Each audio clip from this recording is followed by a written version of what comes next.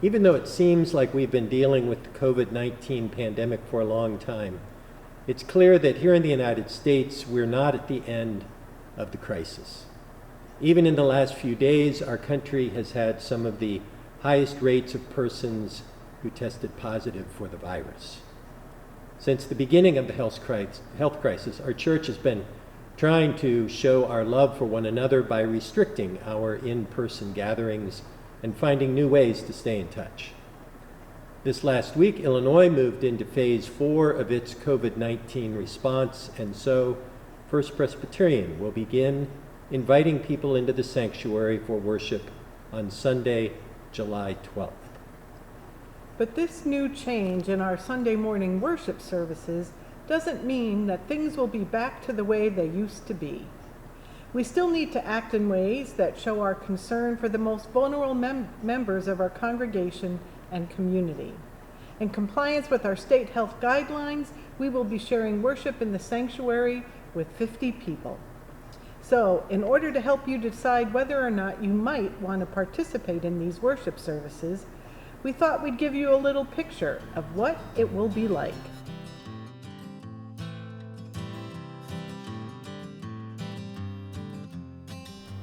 So that we don't fill the sanctuary with more than 50 people, you will need to call or email the church office during the week to let us know that you plan to attend.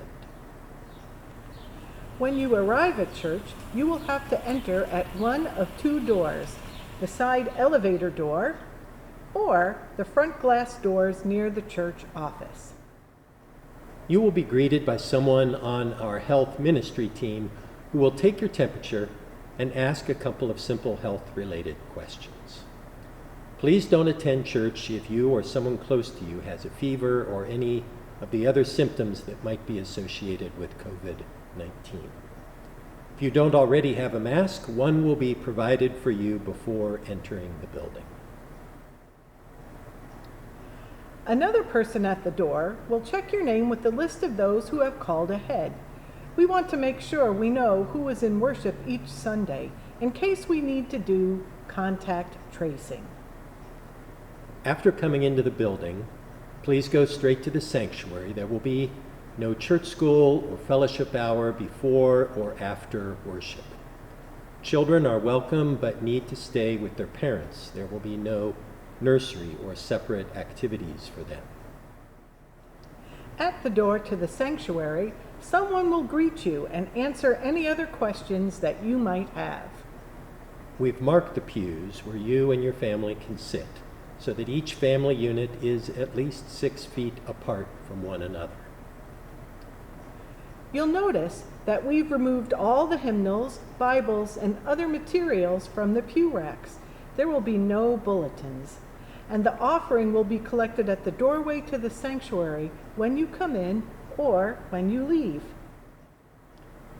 We'll ask everyone to refrain from shaking hands, hugging, or otherwise touching one another. Instead, we encourage waving or bowing, flashing the peace sign, or even dancing. Because of the high risk associated with public singing in a closed space, we will ask you not to sing during the hymns. There will be some musicians up in the front chancel area of the church who will provide the musical leadership. Instead of singing, we invite you to prayerfully read the words to the hymns, which will be displayed on our screens, and perhaps even hum along quietly. Instead of the entire congregation reading the liturgy out loud together, we would ask everyone to quietly listen and follow along in silence. The pastors and music leaders will be wearing masks during worship, except when they are speaking or singing. However, they will be located at an extended distance from the rest of the congregation in order to keep everyone reasonably safe. After worship, we would ask everyone to leave the building rather than gathering together in groups.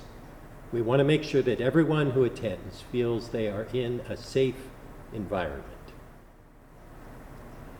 If you decide not to attend worship in person, the service will be live streamed through Facebook and YouTube beginning at 9:30 a.m.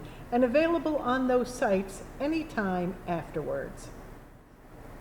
We realize how difficult it will be for us to gather together and yet not be able to touch one another or sing or gather for close conversations.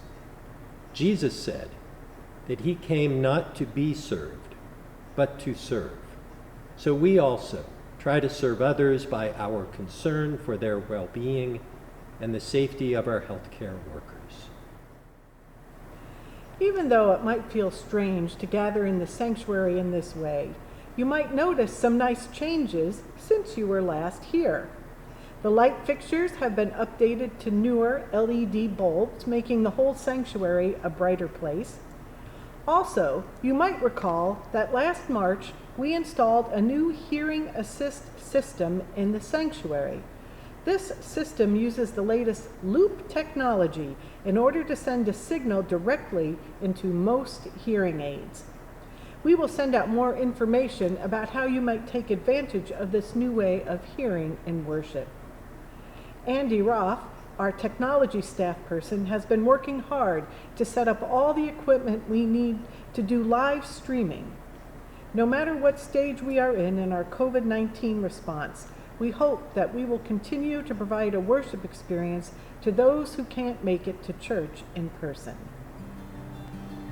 Throughout Christian history, the church has constantly adapted to meet new challenges, and we pray that we might continue to be faithful in our own time and place with everything that we say and do. Thank you for all that you do in the life and ministry of this church.